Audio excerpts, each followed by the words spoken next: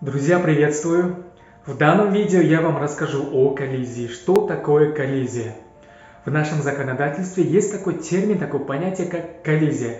Коллизия означает противоречие, несоответствие между двумя законами и иными нормативными правовыми актами.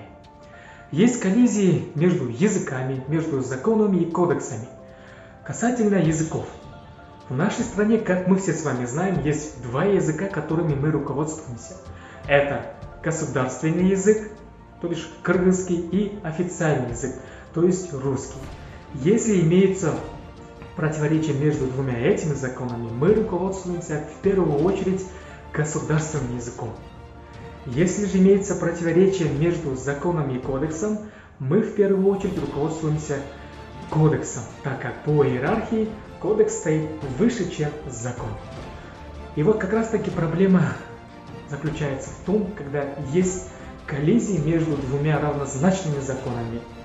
Тогда законодатель, конечно же, должен оперативно реагировать и исключать эти коллизии. Но для нас, для простых граждан, это же, конечно, проблема. Это занимает сроки и так далее, а мы должны сегодня решить эту проблему.